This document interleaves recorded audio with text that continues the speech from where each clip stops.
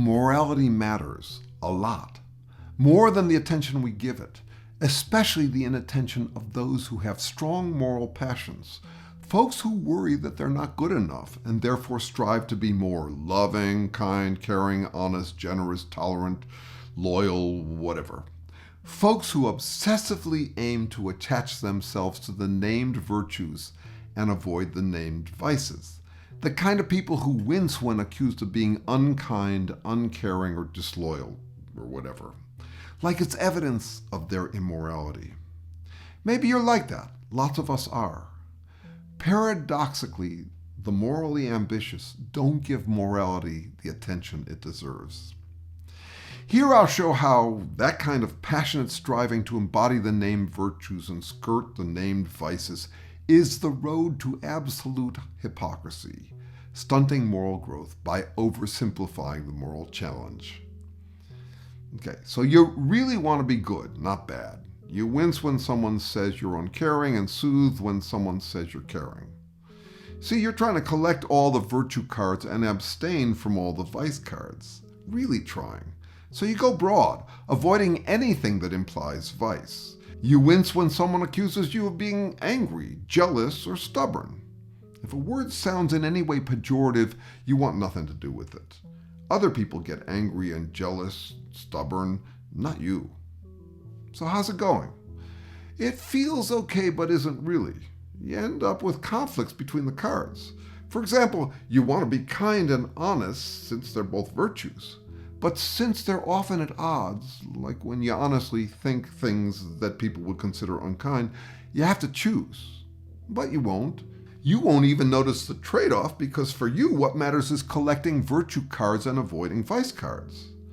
Someone accuses you of being unkind. You say you're just being honest, or that no, you weren't being unkind, or at least you didn't mean to be, since your intentions are always good.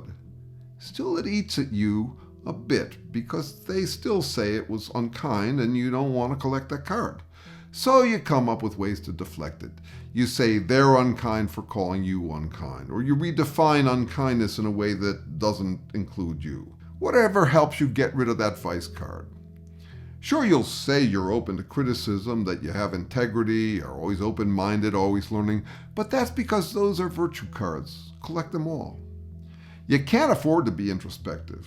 If every time you look at yourself you wince, it's easiest just to stop looking. Meanwhile, what's really going on? Well, you're a human, equipped with the full human repertoire, all the motives we've all got. Sure, you'll admit to that. You've got bad motives too. You accept your shadow. Nobody's perfect. You're humble that way. Collect another virtue card. Morality, indeed wisdom, is about knowing when and how to play which card in a given situation. There are no exclusively good or bad cards, just right and wrong cards to play in different circumstances. Show me a virtue card and I'll show you a situation in which it's a vice, and vice versa. Show me a vice card and I'll show you a situation in which it's a virtue. It's even more complicated than that. Show me a named virtue and I'll find you a synonym for it that makes it a vice, and vice versa. Stubborn, steadfast. Loyal, sycophantic. Uncompromising, tyrannical. All of these cards are in the human repertoire. The supposed vices are vices when they're misplayed. Likewise, the virtues. Love psychopaths? Loyal to fascists? It's even more complicated than that.